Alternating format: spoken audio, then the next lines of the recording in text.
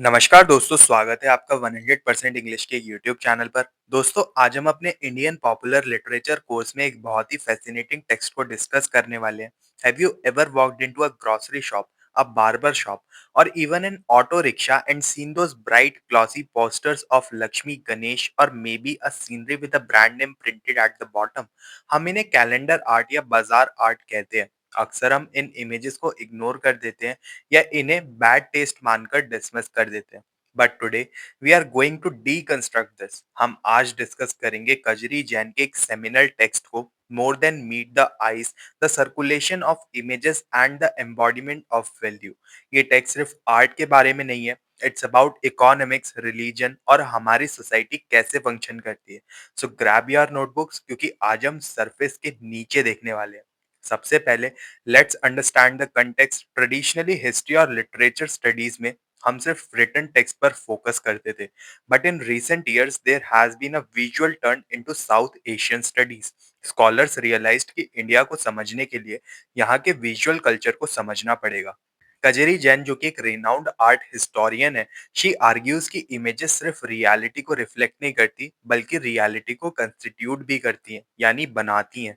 इस टेक्स्ट का main argument ये है कि कैलेंडर आर्ट की वैल्यू उसकी विजुअलिटी, यानी वो दिखने में कैसा है उसमें नहीं है, बल्कि उसकी सर्कुलेशन में है। वो इमेज कहाँ कहाँ घूमती है, किसके हाथ में जाती है और कैसे लोगों से कनेक्ट करती है, that is the real story. Kajri Jain अपने एनालिसिस की शुरुआत करती है by identifying a conflict between two frames of value. The fine art frame, जो कि कॉलोनियल लेगेसी को रिप्रेजेंट करता है। पहला फ्रेम है फाइन आर्ट का। ये कॉलोनियल आर्ट स्कूल्स और यूरोपियन एस्थेटिक से आया है। इस नजरिए से देखे तो बाजार आर्ट गंदा है, कमर्शियल है और लो क्वालिटी है। जैन एक इंसिडेंट शेयर करती हैं। जब वो अपनी रिसर्च कर रही थी, एक कैलेंडर पब्लिशर ने उनसे पूछा, मैडम जी, आपको इससे और कोई गंदा टॉपिक नहीं मिला क्या? यानी जो लोग इन कैलेंडर आर्ट्स को बना रहे हैं, वो खुद इन्हें फाइन आर्ट स्टैंडर्ड के हिसाब से काफी ज्यादा इंफीरियर मानते हैं। लेकिन यहाँ एक ट्विस्ट है। वही पब्लिशर जिसने ये कहा था कि ये आर्ट गंदा है, थोड़ी देर बाद अपने ओपिनियन को शिफ्ट कर लेता है, क्योंकि उसके पीछे गणेश जी का कैलेंडर टंगा था। He didn't want to disrespect the deity. ये है दूसरा फ्रेम, द एथिकल और बाजार फ्रेम। यहाँ इमेज की वैल्यू एस्थेटिक से नहीं, बल्कि ऑस्पिशियसनेस, यानी उसके शुभ होने और डिवोशन से आती है। अब आते हैं सबसे इंपॉर्टेंट कॉन्सेप्ट पर, the moral economy of the बाजार। वेस्टर्न कैपिटलिज्म में कॉमर्स और रिलीजन अलग अलग माने जाते हैं, बट इन इंडियन बाजार सेक्रेट और कमर्शियल इकोनॉमीज आर डीपली इम्ब्रिकेटेड। वो एक दूसरे में एक तरीके से घुटे हुए हैं, बहुत अच्छी तरीके से। बाजार में प्रोडक्शन से ज्यादा सर्कुलेशन की वैल्यू है। क्यों? क्योंकि बाजार चलता है दो चीजों पर, क्रेडिट या फिर साख पर, यानी कि आपकी रेपुटेशन पर। अगर आपकी मार्केट में रेपुटेशन अच्छी है, तो आपको उधार मिलेगा। और रेपुटेशन सिर्फ पैसे से नहीं बनती, वो आपकी मॉरल स्टैंडिंग और रिलीजियस पिटी से बनती है। यहाँ कैलेंडर का रोल आता है।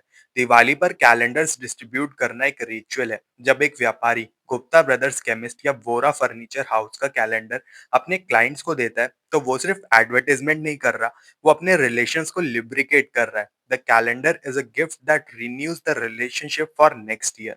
इसलिए कैलेंडर्स पर इमेजेस भी ऑस्पिशियस होती है। Lakshmi, Ganesh, babies, national leaders या लैंडस्केप्स, ऐसी चीजें जो हम शुभ मानते हो।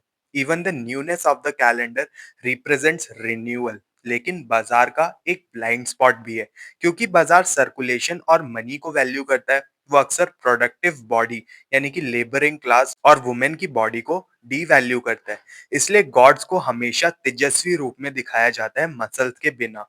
हालांकि ये अब मस्कुलर हनुमान के आने से थोड़ा थोड़ा बदल भी रहा है। अब थोड़ा डीप डाइव करते हैं into the academic theory behind this. Jain यहाँ वेस्टर्न फिलोसफी को चैलेंज कर रही है। सबसे पहली चीज है सेंस वर्सेस रिफ्लेक्शन का। Western aesthetics, specifically Immanuel Kant, दो तरह के टेस्ट में फर्क करते हैं।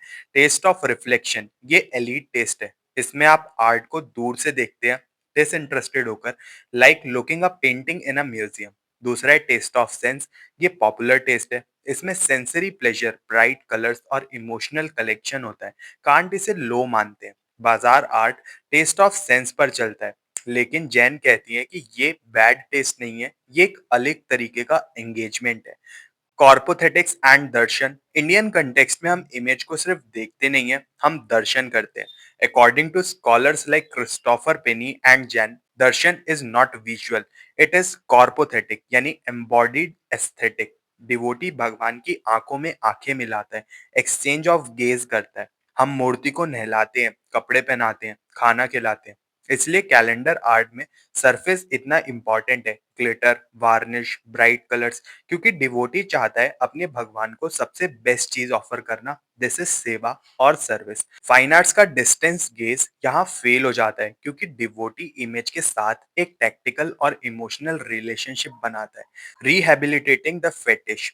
फाइनली कजरी जैन एक कंट्रोवर्शियल टर्म यूज करती है, द फेटिश। मार्क्सिज्म और साइको एनालिसिस में फेटिश को नेगेटिव माना गया है, फॉल्स कॉन्शियसनेस, लेकिन जैन इसे पॉजिटिव सेंस में यूज करती हैं, to mean productive animation. Calendar images are animated object, उनकी अपनी एक लाइफ होती है।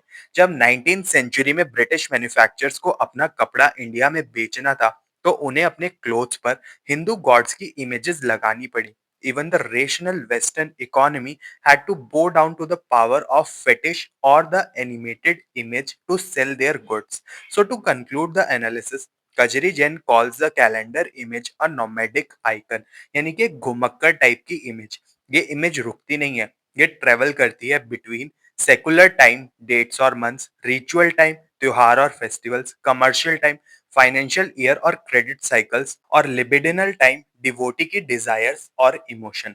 तो दोस्तों, अगली बार जब आप किसी दुकान में वो चमकदार कैलेंडर देखें, तो याद रखिएगा, it's not just a picture, it is a powerful object जो लोगों को जोड़ता है, क्रेडिट की गारंटी देता है और भगवान की प्रेजेंस को मार्केट में लेकर आता है। It embodies value far beyond what meets the eyes. अगर आपको ये एनालिसिस समझ आया और पसंद आया, तो कमेंट सेक्शन में बताएं कि आपने ऐसी इमेजेस कहाँ देखी हैं। And don't forget to like and share the video and subscribe the 100% English channel और ऐसे इंसाइटफुल वीडियोस के लिए। मिलते हैं फिर अपने नेक्स्ट वीडियो में, तब तक के लिए happy studying and best of luck for your upcoming examination.